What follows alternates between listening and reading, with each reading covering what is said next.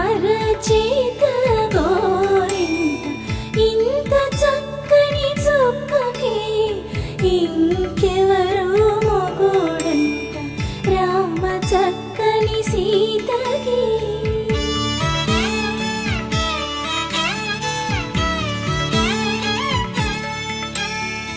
ఉడత వీపున